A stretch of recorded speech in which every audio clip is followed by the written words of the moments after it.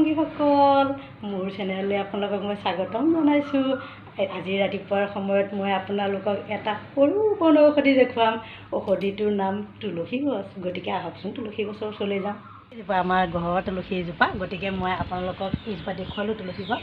আৰু এতিয়া ইয়াৰ অকণমান গুণাগুণৰ বিষয়ে মই ক'ম আপোনালোকক, শুনকচোন শুনি। এইজোপা তুলসী গছৰ আপোনালোকে লৈ আনিছিলোঁ দেখিছে। গতিকে আমি সকলোৱে পৰিচিত অৱশ্যে এই তুলসী গছজোপা, কাৰণ আপোনালোকে জানে এইজোপা একদম জোপোহা জাতীয় এজোপা গছ। আৰু এই গছজোপা গুণৰ কথা ক'বই নোৱাৰি।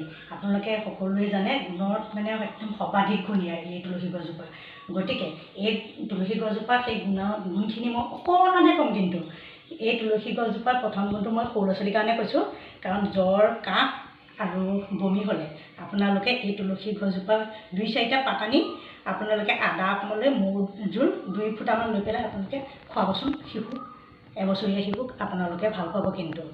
আৰু ডাঙৰ মানুহৰ যদি জ্বৰ, কাহ, বমি, শৌচ গোটেইকেইটাই হয়, আপোনালোকে পৰিমাণ বেছিকৈ ল'ব, পিচি ল'ব, লৈ পেলাই আপোনালোকে অকণমান ৰস উলিয়াই লৈ পেলাই আপোনালোকে দুপৰীয়াই হওক যেতিয়াই হওক আপোনালোকে খাই দিবচোন, সুফল বহুত পাব কিন্তু।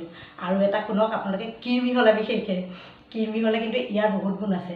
গতিকে আপোনালোকে তেতিয়াও কিন্তু আপোনালোকে নাপাহৰিব তুলসী পাত খাবই, ঠাৰিৰ সৈতে পিচি খাব ৰস উলিয়াই পেলাই। গতিকে তেতিয়া সেইটোত আপোনালোকে সুফল পাব। আৰু এটা শুনকচোন, এই তুলসী গছ আৰু দোৰ্ণৰ পাত যদি আপোনালোকে মৌ ৰসৰ সৈতে আপোনালোকে ৰস উলিয়াই খায়, অমৃতৰ দৰে কাম কৰে কিন্তু। এই তুলসী গছজোপা প্ৰত্যেক ঘৰত থকা বহুত ভাল কিন্তু। আপোনালোকে প্ৰত্যেকেই লগাব গছজোপা, কাৰণ এই তুলসী গছজোপা বায়ু গোটেই ঘৰখন মানে বিশুদ্ধ কৰি ৰাখে।